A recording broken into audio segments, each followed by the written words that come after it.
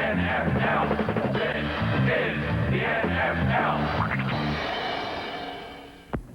Hi, I'm Tom Brookshire. And I'm Harry Callis, sitting in for Pat Summerall. We'd like to welcome you to This is the NFL. Well, this is the last show, Harry, and we have dynamite games, 4 games. We got Pittsburgh beating Baltimore. We also have the Oakland Raiders handling Cincinnati, but it was close. How about the NFC game? Well, the Los Angeles Rams were awesome, defeating St. Louis, and the one that did not go according to Hoyle, the Dallas Cowboys over the Minnesota Vikings. But we've said it before, number 88, Drew Pearson, might be the best clutch receiver in all of football, late in a game or in sudden death. He is some kind of a player, you know? 2 clutch catches in that final drive. Unbelievable. The Cowboys do that. They do it. And you sit back and relax and get ready for This is the NFL. Coming up right after this Saturday, before the Colts met the Steelers in their playoff contest, Baltimore poet laureate Glenn Doughty came up with an unusual bit of iambic pentameter. Doughty said the Eastern Division Championship is all in the past. When we arrive in Pittsburgh, we'll be cooking with gas. There's no question there will be a lot at stake, but our oven is set to shake and bake. Tom, after what happened in Pittsburgh, about the only comment I can make about Glenn Doughty's verse is that I'm betting the Colts must have had their oven on the wrong heat set. The Colts have done well by their optimism, however, and when you think of how far they've come from just a year ago when they were licking the wounds of a 2-12 campaign, you can get a pretty good idea of the sense of accomplishment and pride they brought into their playoff game with the Pittsburgh Steelers. 75 had truly been a season of great destiny for the Colts, but in the Pittsburgh Steelers, they faced pro football's sternest challenge. As reigning world champions, the Steelers were in the playoffs for the 4th straight year, and with a 12-2 record, many consider this year's team their best ever. With only 2 starters over age 30, the Steelers are young and exuberant, and last weekend they herded the Colts out of the Super Bowl roundup with a performance that convinced many Pittsburgh fans to confirm their reservations down in Miami. And true to form, it was the Steel Curtain defense that closed Baltimore's miraculous season.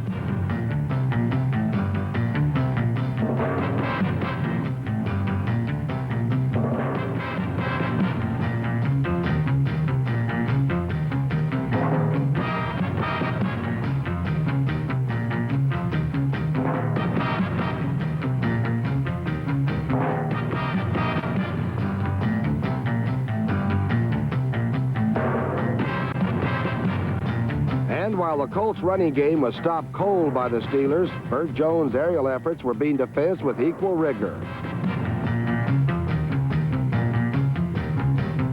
Unfortunately for the Colts, their very first series proved disastrous, as number 7 Burt Jones almost lost his head, then scrambled his way into a freak injury.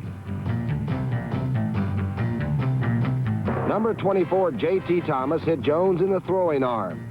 And on the sidelines, it was obvious that the Colts had lost the services of the man who had led them to a 28-point game average. For the next 2.5 quarters, the only bomb Jones would be connected with was the analgesic variety. Meanwhile, out on the field, the Marty Domrese-led Colt offense was sputtering under the sudden change of command. Individually, Domrese was less than impressive as he completed only 2 of 11 passing attempts, covering a total of 9 yards. But with guys like L.C. Greenwood lurching into his pass pocket all afternoon, Domrese was facing a formidable task. One of Domrese's few completions led directly to the Steelers' first score, as number 59 Jack Ham came up with a turnover late in the first period.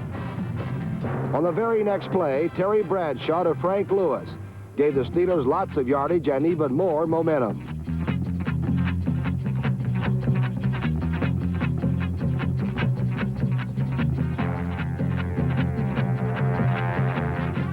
Three plays later, the Steelers were poised on the Colt 8-yard line, and number 32 Franco Harris rumbled in for 6 points.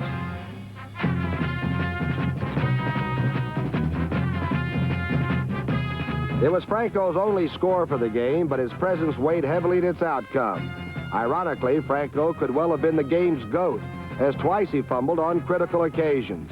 One fumble resulted in a Colt field goal, and the other one spectacularly squiggled away to short-circuit a Steeler touchdown drive.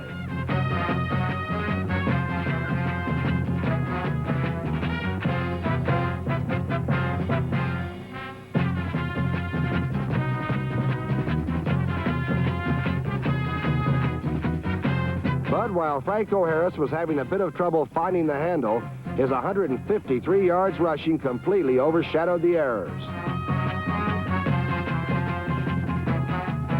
In 27 rushes, Franco blasted out 5.7 yards per carry. And one of the reasons for his success was the blocking execution of number 20, Rocky Bleier, who time after time sprung Harris into the Colts secondary.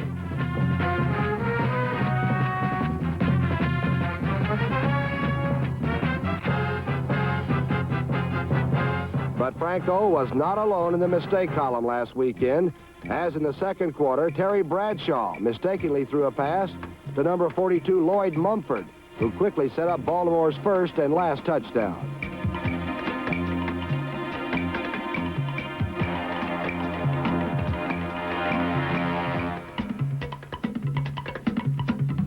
Mumford's 58-yard return put the Colts in position, and Marty Domres, finally getting some protection, found poet Glenn Dowdy all alone in the Steeler end zone to make it 7-all.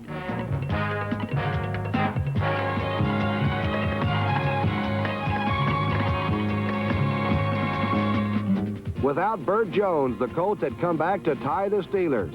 And just before the first half concluded, Terry Bradshaw rolled right and was upended by ever-present Lloyd Mumford.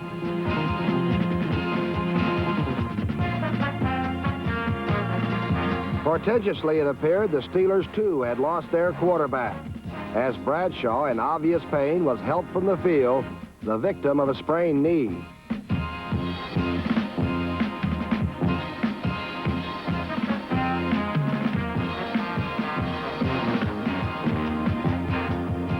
As the third period started, Colt head coach Ted Marchibroda watched as his team tried to convert a Franco Harris fumble recovery into a touchdown. But then the Steelers came up with the first of 3 game-deciding defensive plays.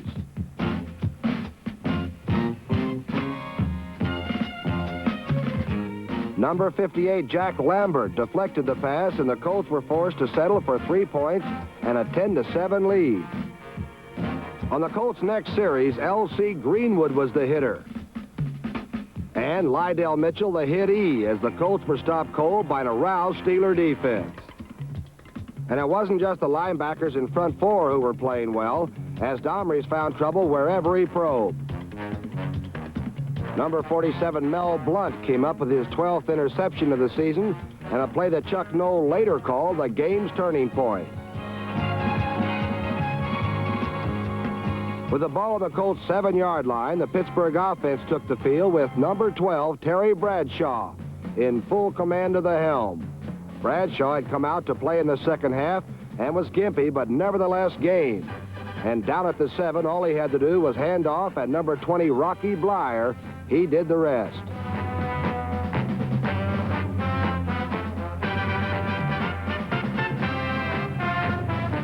Bleier's touchdown made it 14-10 in favor of Pittsburgh, and soon afterwards, Terry Bradshaw boosted the total to 21-10 on a short hop over center, as the man least likely to run culminated a Pittsburgh march.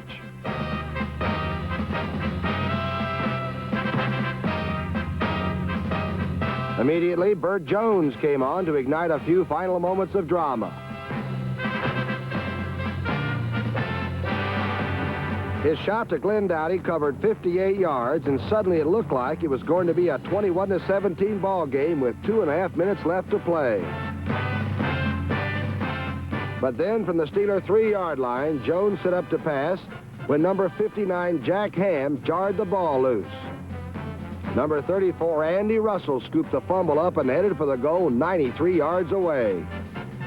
According to Jack Ham, Russell was running so slow he couldn't tell if he was running for a touchdown or running the clock out. But the 34-year-old Russell made it to the end zone without a delay of game penalty, and the Steelers were assured of their 13th victory in 15 games by a margin of 28-10. At game's end, the Colts' thoughts turned to next season, while for the jubilant Steelers, there's this week in the Oakland Raiders for the championship of the American Football Conference and an invite to Super Bowl X.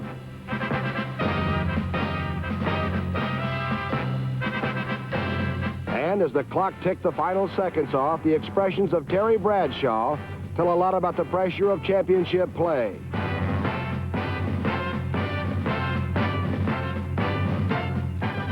the satisfaction of being a winner.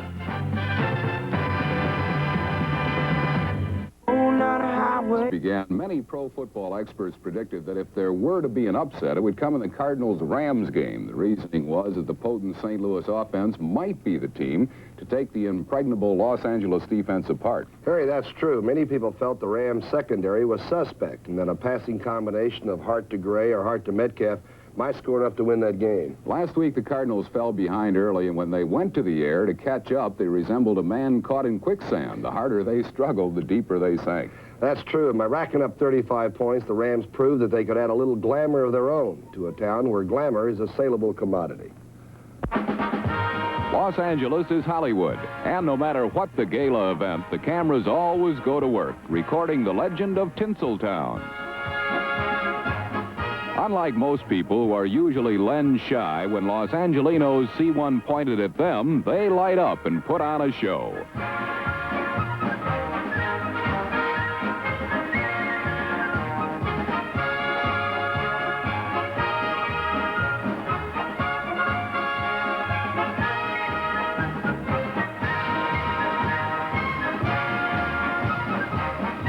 Last week, Rams coach Chuck Knox didn't decide who his show's leading man would be until the singing of the national anthem.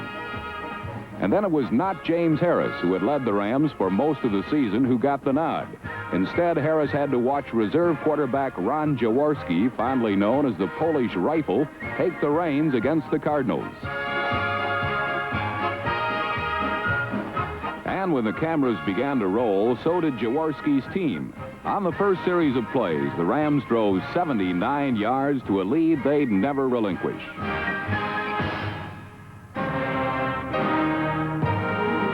On that series alone, number 30, Lawrence McCutcheon, picked up 51 yards.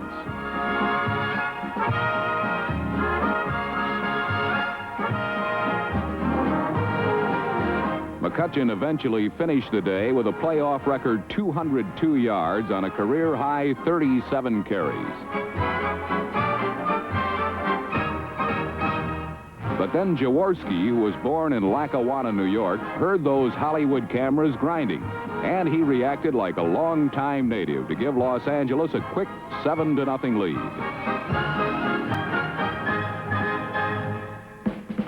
And then the Cardinals got to run one play before number 85, Jack Youngblood, ruined quarterback Jim Hart's day.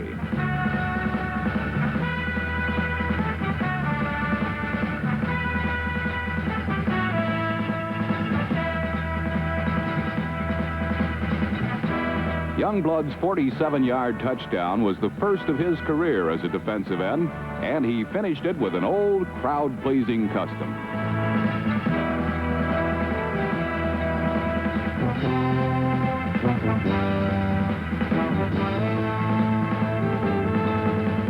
For Youngblood, the 47-yard jaunt was about 4 times as far as he normally has to go on an average play.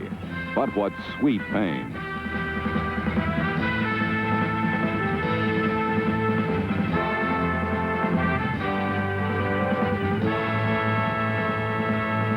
Down 14-0, the Cardinals finally got in the game on the following kickoff when their do-everything running back Terry Metcalf, number 21, took the ball 67 yards to put St. Louis in excellent field position.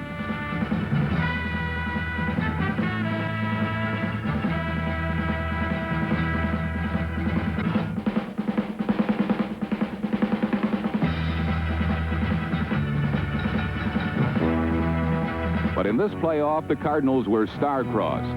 On their second play from scrimmage in the game, Jack Youngblood forced number 35, Jim Otis, to fumble, and the Rams' Fred Dreyer took possession. With the score already 14-0, St. Louis had run only 2 plays, both of which ended in calamity. But the worst was yet to come.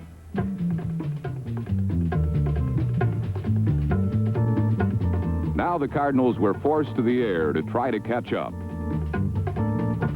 On the first play of the second quarter, Jim Hart dropped back and fired a pass that flew straight and unerring to Los Angeles free safety Bill Simpson, who brought the ball all the way in for a 21-0 Ram lead.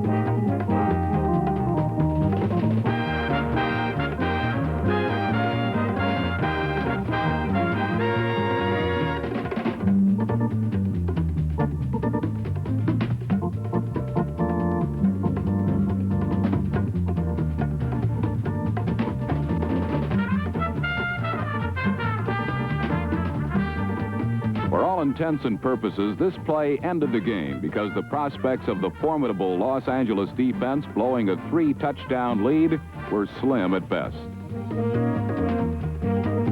A repeat of the play shows that pressure from Fred Dreyer forced Hart to unload into a well-covered zone. And after that, it was eat and run.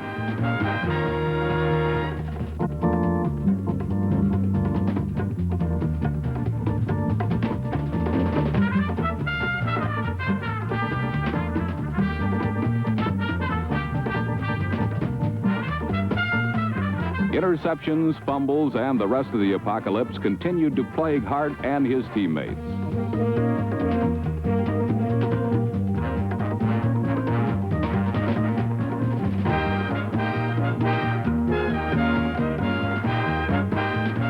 Despite it all, they finally managed to put something together. Being twice snake-bitten by the Rams secondary, Hart began working flare passes to his running backs. They were at least safe and proved productive. Once in close, bruising running back Jim Otis put the Cardinals on the board. But lo and behold, kicker Jim Bakken missed the extra point. And on the first play after the kickoff, Ron Jaworski must have heard those cameras grinding again, because the Polish rifle whipped a bullet far down range to Harold Jackson.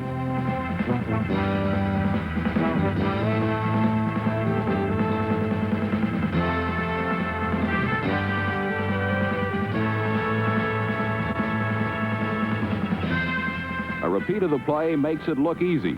Jaworski barely seemed to give the ball a flick, and hasty Harold eased under it wide open and gliding.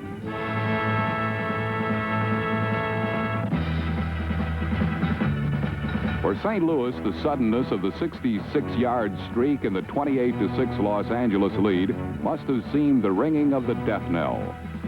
But for Jackson, Jaworski, and their teammates, it must have seemed that the playoff game was virtually over and won, with only 30 minutes of easy energy expended.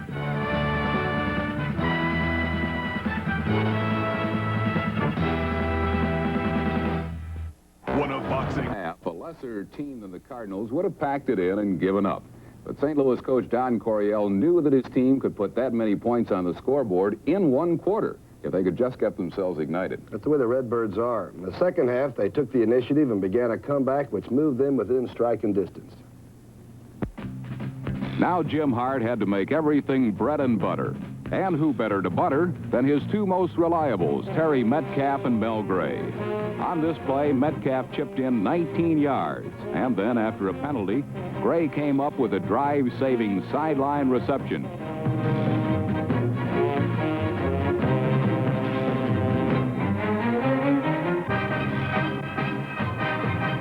At the Ram 11, it seemed Hart was wearing his Mitchum deodorant because he had all-day protection before he fired to Mel Gray to make it 28-16.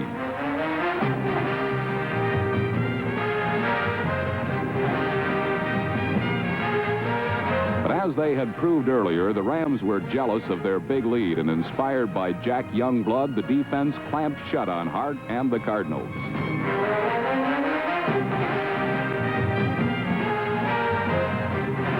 Strangely enough, St. Louis gained 363 yards on the day to the Rams' 440, a difference of only 77 yards. But the big difference was turnovers, and the voracious Rams kept coming up with them.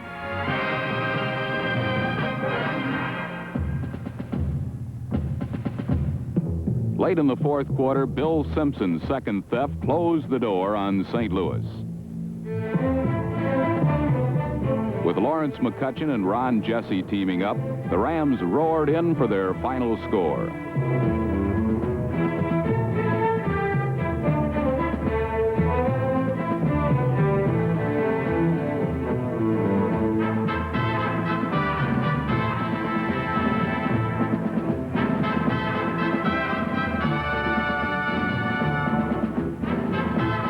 Repeat shows that, as it had been all afternoon, the blue and gold was in the right place at the right time.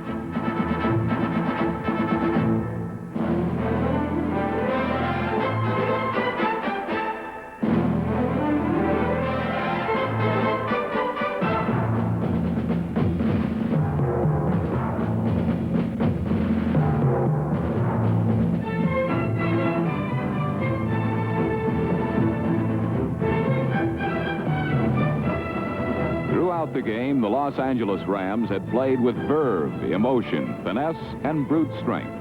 When it was over, their emotion was spent, and they stood in small cocktail party groups, letting the glamour grabbers click away on players like Jaworski and McCutcheon.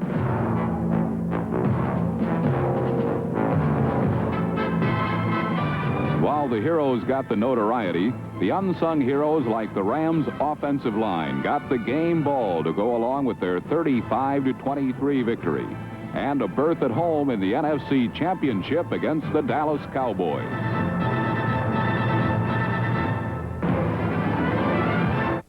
The Vikings-Cowboys matchup appeared to be a mismatch in so many crucial areas. Minnesota marched through the season with an overpowering 12-2 record. They owned the #1 defense in the NFL. They had the NFC's leading passer in Fran Tarkenton. More importantly, their veteran-laden team was playoff-wise. For them, the game was supposed to be the tune-up for their third straight Super Bowl appearance. They had a pretty easy schedule, Harry. The wild-card Cowboys, on the other hand, were like the little girl with the curl. They were either very good or very bad. They were talent-rich but experience poor. Gone were Lilly, Garrison, Hill, Green, John Nyland, Toomey, and Hayes. In their places were 12 rookies and one talented veteran, Preston Pearson, the only member of the Dallas team that ever played for another NFL team. So much was stacked against them, but the harshest fact of all was that no wild card team had ever won a playoff game. Compared to the veteran Vikings, the Cowboys were toddlers, a team who would take tentative, hesitant steps until they gained their playoff legs. Head coach Tom Landry knew well that despite Minnesota's imposing record, the Northmen were not a team of supermen. His team had played a much tougher schedule, while the Vikings had played only 3 teams with winning records and had lost 2 of the games. Victory for Dallas depended on how well their doomsday defense handled number 44, Chuck Foreman, the first Viking ever to rush for 1,000 yards, a man who led the NFC in receiving, touchdowns, and points scored.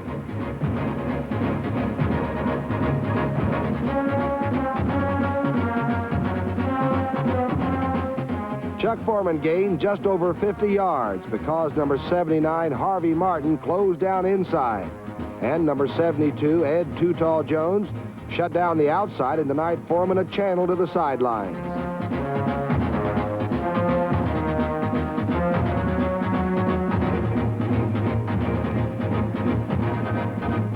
However, the heart of the Viking offense is Fran Tarkenton, a quarterback with a unique gift for exploiting a defense with his second and third receivers. Dallas closed off this strategy and then immobilized another prong of Minnesota's attack. Tarkenton utilizes his setbacks as receivers better than any quarterback in football.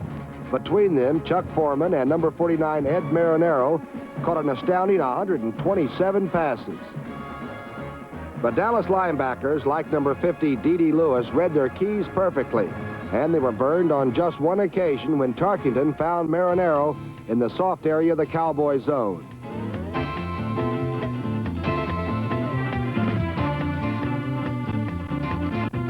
Dallas dominated Minnesota defensively because they refused to allow Fran to float and drift in a moving pocket. The Cowboys' defensive ends contained the flanks and funneled Tarkenton inside, where tackles like number 54, Randy White, simply ate him up.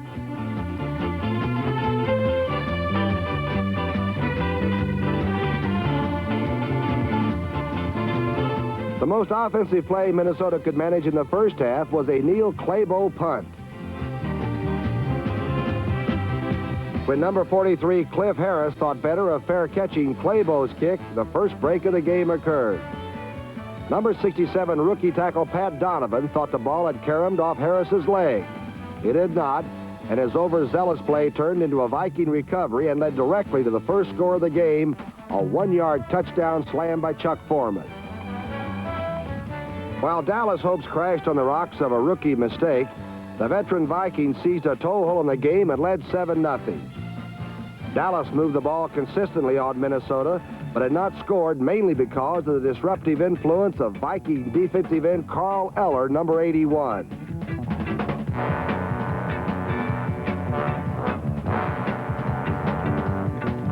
Eller proved convincingly that at age 33, he has not lost the speed that has made him a consistent All-Pro.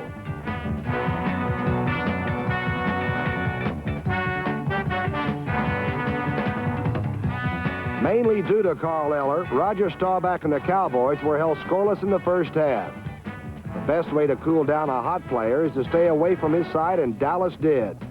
The Cowboys used the fast charge of Minnesota's other end, number 70, Jim Marshall, to their advantage by dumping screen passes to Preston Pearson, the Cowboys' total offense leader in 1975.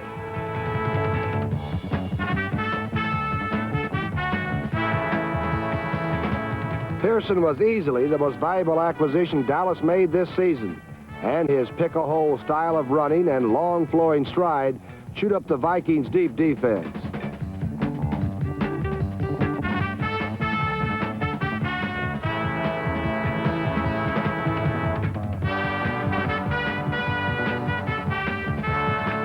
After many fruitless attempts, the Cowboys tied the game on a simple blast by Doug Dennison, number 21.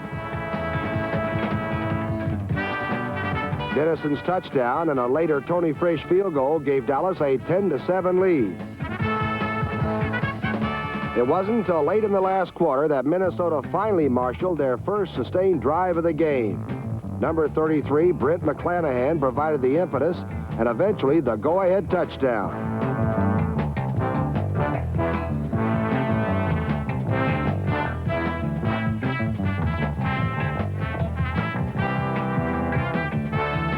Finally, the game seemed well in hand at 14-10, and Viking diehards began a countdown to victory and looked ahead to the NFC Championship.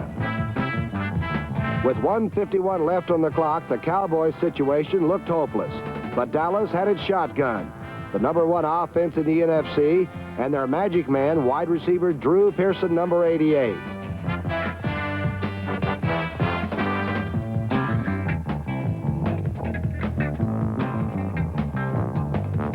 But in the clutch, the shotgun went blank when several times the seemingly simple exchange from center to quarterback went awry.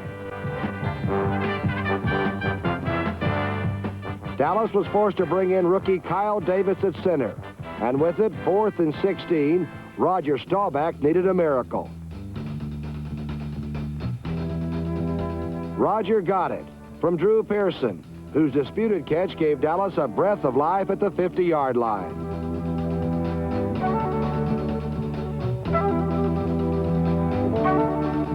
The Vikings claim Pearson landed out of bounds, when in fact he was pushed out by Nate Wright, number 43.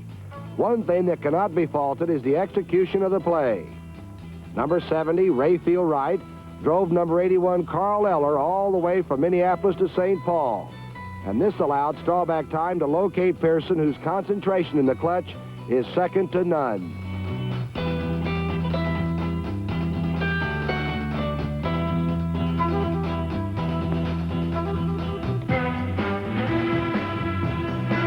Dallas had reached midfield, but the clock was working against them. Like a cow with his cud, Bud Grant gave his chewing gum a fierce working over, as with 32 seconds remaining, Dallas faced a prevent defense geared to give ground grudgingly. From the shotgun, Staubach unleashed what he later described as a Hail Mary pass. The dial-a-prayer was answered by Drew Pearson, whose unbelievable catch turned sure defeat into absolute victory for the Dallas Cowboys. Pearson, the Cowboys' leading receiver, had been shut out by Minnesota all game until the last minute and 51 seconds. In the final drive, Staubach completed 4 passes, all of them to Drew Pearson. However, the Vikings built their championship dreams not on miracles, but on solid football. And they believed that Pearson had interfered with defender Nate Wright on the play. Another look affords a unique vantage point from the end zone. Once a pass is thrown, the ball is free, and both receiver and defender have an equal right to it. In this instance, Drew Pearson seemed to want it a little bit more than number 43, Nate Wright.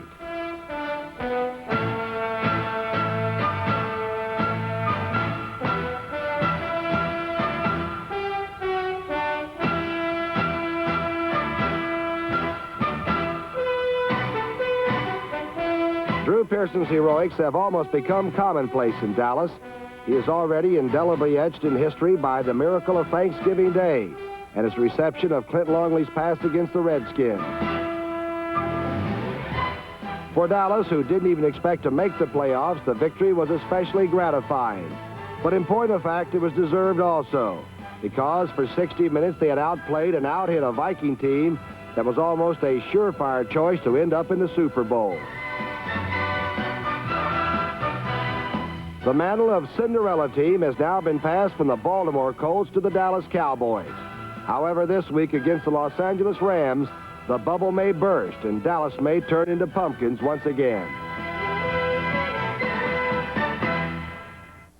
In the playoffs, two most explosive offenses clashed in what promised to be a wide-open, high-scoring affair. And that it was, as the Oakland Raiders and Cincinnati Bengals combined for more points than any other two teams in last week's games. You know, Harry, that any game matching quarterbacks Kenny Stabler and league-leading passer Kenny Anderson will produce a whole lot of action. But also on hand were Cincinnati's conference-leading pass defense and Oakland's conference-leading overall defense. In the early going, though, the Raider hitmen threatened to turn the game into a flat-out rout. Paul Brown's Bengals are no longer the baby Bengals, but they are still one of the NFL's youngest teams. And they are led by one of the league's youngest starting quarterbacks, Ken Anderson, number 14. But as good as Anderson's passing game is, and it has led the entire NFL for the past 2 seasons, the Bengals cannot run well. And this is not a healthy situation when facing a band of marauders like the Oakland Raiders. In the early stages of last week's game, feeling unthreatened by Cincinnati's runners, the Silver and Black gang teed off on Ken Anderson and held him under control also.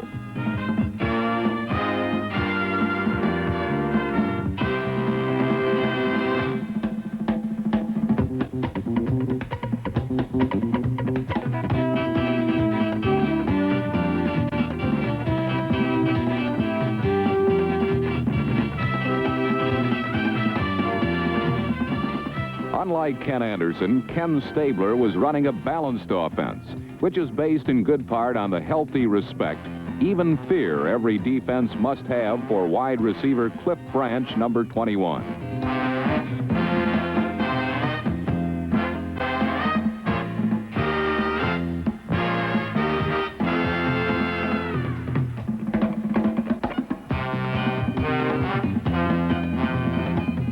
With Branch constantly loosening things up in the secondary, Ken Stabler can confidently call on his stable of 6 running backs, the fastest of whom is Clarence Davis, number 28.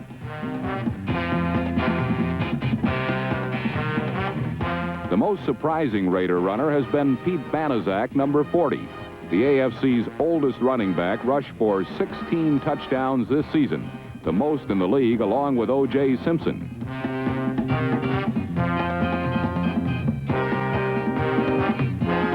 The first touchdown of the day came early in the second quarter when Ken Stabler found Oakland's forgotten man.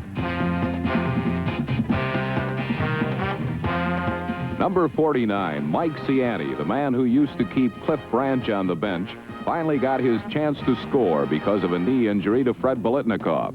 Ciani's touchdown was the first real cause for celebration, and it appeared that it would be but the first of many for the Raiders and their wildly faithful fans.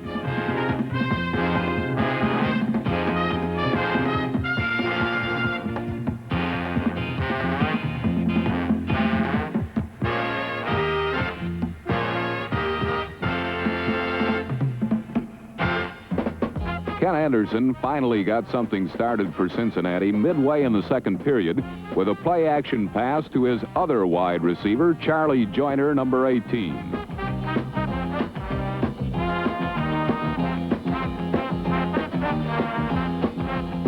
Joyner's play was good for 28 quick yards, and Anderson followed up with a play-action to fullback Boobie Clark, number 42.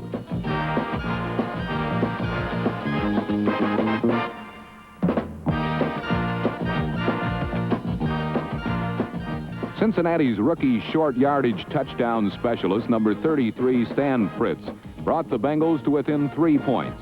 But on the very next series, Oakland's last of the first half, Ken Stabler had the Raiders back in command once again.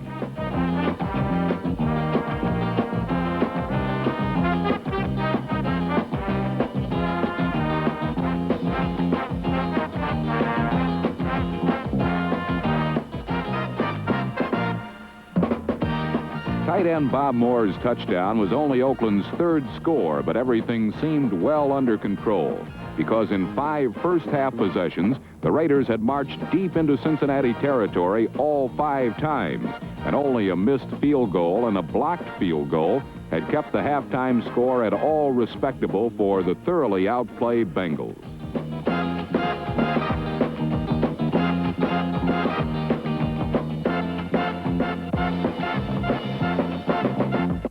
The man at the scrimmage line, and with Kenny Stabler throwing the football the way he did a year ago, I thought Oakland's 10-point halftime advantage appeared insurmountable, Tom. Well, it looked big, Harry, but with big play people like Ken Anderson, Isaac Curtis, and Charlie Joyner around, the Bengals rarely go down without a real fight. And last week, only a little bit of luck and some clutch defensive plays by the Raiders prevented Cincinnati from pulling off the amazing upset.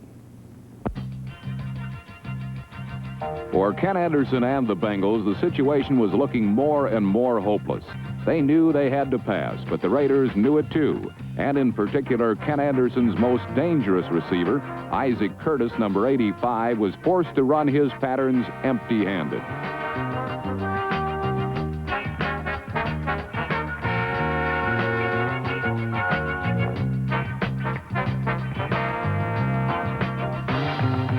One good reason Curtis did not catch a pass in the first 3 quarters was Oakland's 4th linebacker, number 83, Ted Hendricks.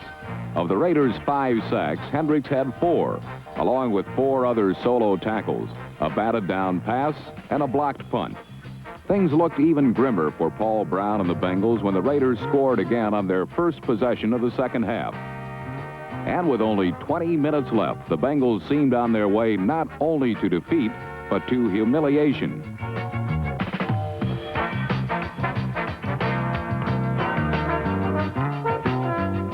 A 4th down triple effort scoring run by number 36 running back Lenville Elliott ended a time-consuming 14-play touchdown drive, which brought Cincinnati back to within 10 points again. But Oakland simply would not be stopped. On 3rd and goal, with 3 tight ends in his lineup, Kenny Stabler found backup tight end Dave Casper at the back of the end zone.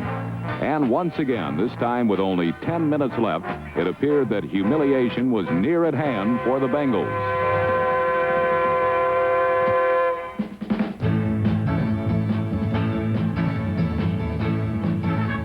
Suddenly, things began to change. An interception gave Ken Anderson the ball in Oakland territory. And 2 plays later, Charlie Joyner was in the end zone.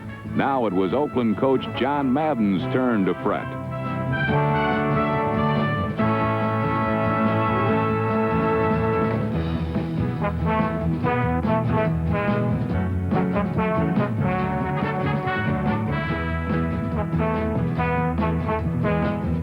After 7 consecutive successful drives, Ken Stabler suddenly found himself stymied for the 2nd straight time. And now it was Ken Anderson's turn for a classic drive, beginning with a 2nd and 20 call by Paul Brown.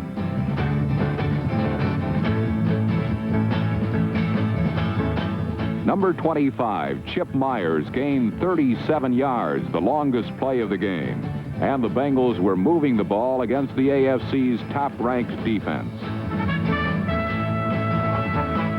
Finally, it was time for Ken Anderson to go to his big man, Isaac Curtis, who had caught only 2 passes for just 6 yards.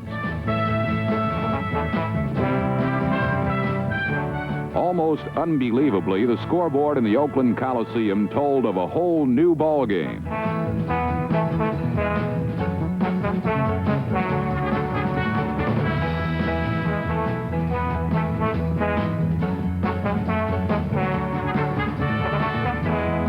Again, almost unbelievably, on Oakland's next series, for the 3rd straight time, they gave up the football.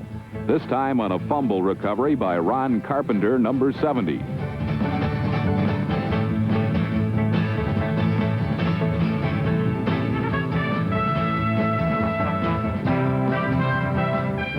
And for the brave few who were supporting the visiting team, it was a time to howl.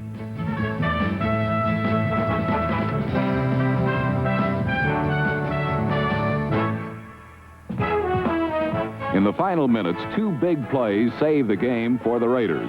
First, the 60th sack of the season by the Oakland defense. And then in the game's final minute, a non-controversial running into the kicker penalty.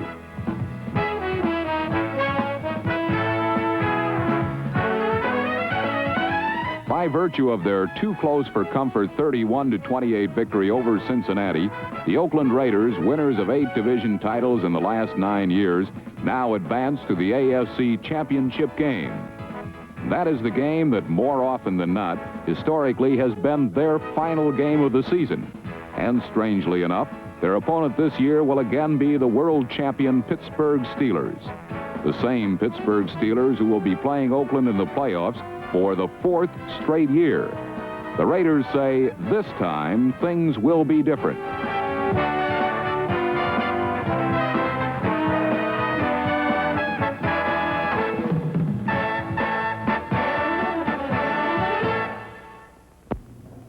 And now there are 4, the surprising Cowboys, the consistent Rams, the explosive Raiders, and the world champion Steelers. So I guess it's time for us to go out on the limb, Tom. Guess so, Harry, but since it's the last show of the season, we can make our statements safe, knowing that nobody can get back at us next week, right?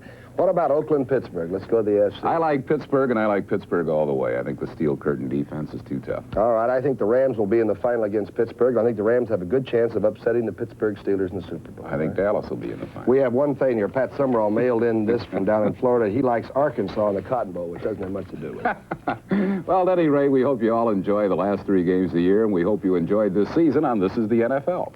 I'm Tom Brookshire, and I wish I could say we'll see you next week, but of course we won't. But I'll look for you at the Super Bowl. And I'm Harry Callis, sitting in for Pat Summerall. We hope you have a good year.